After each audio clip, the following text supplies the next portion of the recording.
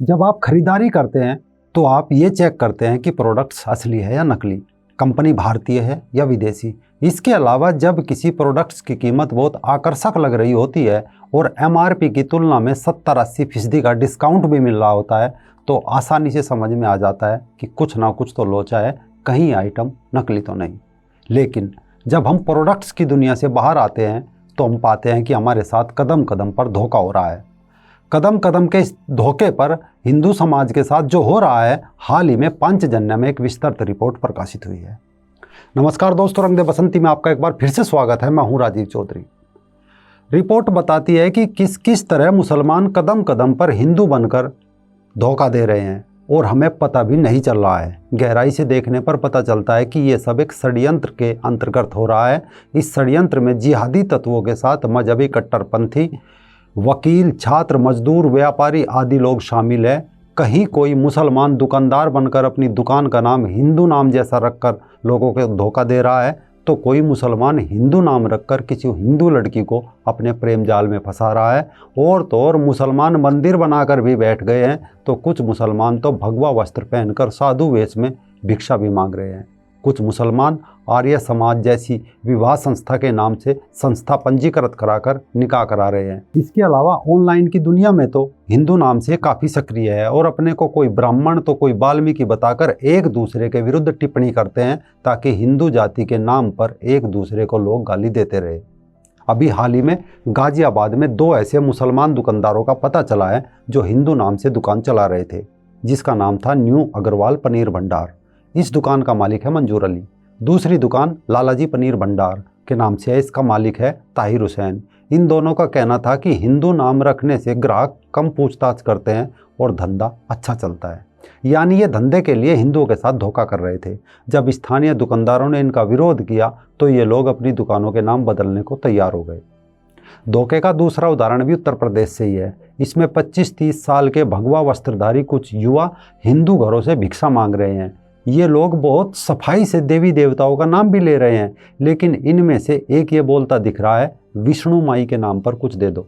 जब विष्णु माई बोला तो कुछ लोगों को शक हुआ। जब थोड़ी सख्ती की गई तो सच उगलने लगे। ये सभी मुसलमान थे। ऐसे ही राजस्थान का एक वीडियो भी इन दिनों वायरल हुआ। इसमें मोसिम नाम का एक लड़का दिखाई दे रहा है। उसने एक टी शर्ट पहनी है जिसके अगले हिस्से पर ब्राह्मण लिखा हुआ है और फरसे का चित्र भी छपा हुआ है। इस टी शर्ट को पहनकर वह हिंदू मोहल्लों में बेखटके घूमता था और स्कूल या कॉलेज जाने वाली लड़कियों को छेड़ता था। जब छेड़छाड़ की कई घटनाएं हुई तो कुछ युवाओं ने एक दिन मोसिम को पकड़कर उससे पूछताछ की। वह अपने को पहले तो हिंदू बताता रहा, लेकिन कड़ाई से पूछताछ करने पर उसने सच बता दिया। उसने बताया कि ब्राह्मण शब्द वाली टी शर्ट इसलिए पहनी थी कि लोग उसे हिंदू ही माने। धोखे का एक उदाहरण आजकल दिल्ली की लाल बत्तियों पर आपको देखने को मिलेगा। यहाँ हर एक बत्ती पर मुंह पर मास्क लगाए किन्नर देखने को मिलेंगे, जिसमें बड़ी संख्या में मुस्लिम है, जो सूट सलवार पहनकर आपको गाड़ियों में बैठे लोगों से पैसे मांगते दिखेंगे। इसके अलावा धोखे का एक और उदाहरण दिल्ली का मालवीय नगर इलाका है। मालवीय नगर के पास खिड़की गांव है। यहाँ अनेक घरों के बाहर आर्य समाज विवाह स्थल, आर्य समाज मैरिज मंडल जैसे बोर्ड लगे मिल जाएंगे। इनमें से कुछ केंद्र आर्य समाज की पद्धति से विवाह कराने का दावा करते हैं, तो कुछ इसकी आड़ में कन्वर्जन भी करा रहे हैं। इन केंद्रों के नाम से तो लगता है कि इनका संचालक कोई ना कोई हिंदू होगा, लेकिन कई केंद्रों के संचालक मुसलमान हैं। लोगों का मानना है कि ये लोग निकाह भी कराते हैं। खास बात यह है कि इन केंद्रों के संचालकों में से बहुत सारे वकील भी हैं। पिछले दिनों कुछ हिंदू युवाओं को इस संस्था के बारे में जानकारी मिली तो उन्होंने छदम नाम से एक लड़का और लड़की को वहां भेजा।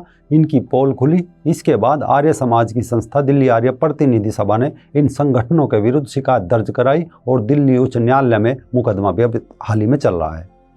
लव जिहाद में धोखे का उदाहरण रोज पढ़ने को मिल जाते हैं। इसमें कुंवारे ही नहीं, अब शादीशुदा मुस्लिम भी कूद गए हैं।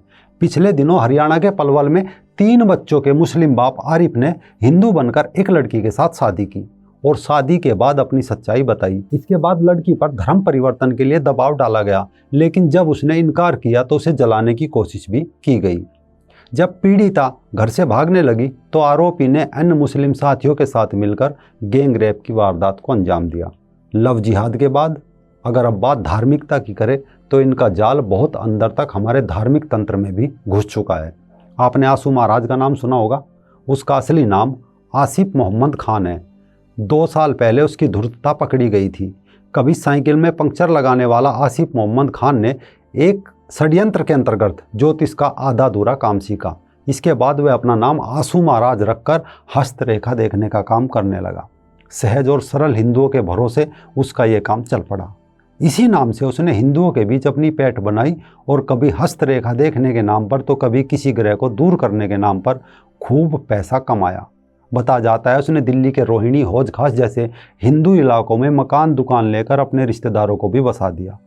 उसने सारी संपत्ति हिंदू नाम से ली पर उसका उपभोग मुसलमान कर रहे हैं। हिंदू नाम से मकान दुकान खरीदने में उसे हिंदू मोहल्ले में कोई दिक्कत नहीं आई, यानी उसने भी अपनी कौम के लिए जिहाद किया। 2 साल पहले जब उसकी असलियत सामने आई तब कुछ महिलाओं ने शिकायत की कि उनके साथ आंसू महाराज ने रेप किया है।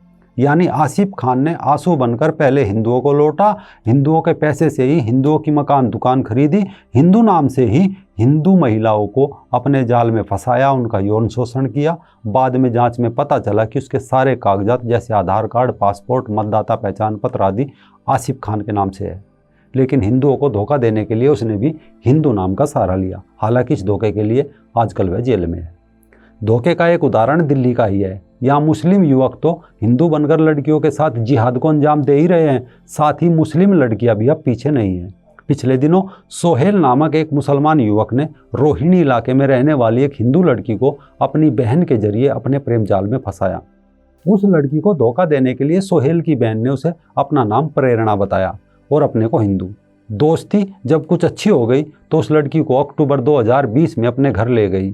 वहाँ उसके भाई ने उसके साथ ज़बरदस्ती की और निकाह के लिए दबाव बनाया। जब उसने ऐसा करने से मना कर दिया तो उसके साथ मारपीट भी की गई। एक रिपोर्ट के अनुसार इसमें सोहेल के माँ बाप भी शामिल थे, यानी पूरा खानदान जिहाद में लगा था। हालांकि अब सोहेल और उसके अब्बू को पुलिस ने गिरफ्तार कर लिया है। ऐसे एक नहीं हजारों उदाहरण आपको देखने को मिल जाएंगे। लेकिन मीडिया इन मुद्दों से दूर रहता है और किसान आंदोलन, फलाना ढिमका आदि मुद्दों पर बहस कराकर अपना पूरा दिन निकाल देता है। जबकि इन घटनाओं से यही लगता है कि ये लोग जो कुछ कर रहे हैं मजहबी उन्माद के तहत कर रहे हैं। ऐसा भी कह सकते हैं कि इस मकसद को पूरा करने के लिए किसी के साथ धोखा करना भी इनके मजहब में जैसे इनके लिए जायज़ है। या अगर देखा जाए तो जफरनामा के अनुसार गुरु गोविंद सिंह ने लिखा था औरंगजेब को कि मुझे इस बात पर यकीन है कि तेरा खुदा एक है, तेरी मजहबी आसमानी किताब और उसको लाने वाले सभी झूठे हैं। जो कोई आसमानी किताब को 100 बार भी कसम खाए तो भी उस पर यकीन नहीं करना चाहिए। इसीलिए जब आप 5 रुपये का सामान देखकर परख कर खरीदते हैं तो इन मजहबी जिन्नों से भी सावधान रहिए। खासकर लड़कियां जो एक भरम में अपने जीवन की डोर इन मजहबी जिन्नों के हाथ में सौंप देती है, ये कहकर कि मेरे वाला अब्दुल ऐसा नहीं है, और बाद में जीवन में सिर्फ उसके हाथ सिसकी और आंसू आते हैं।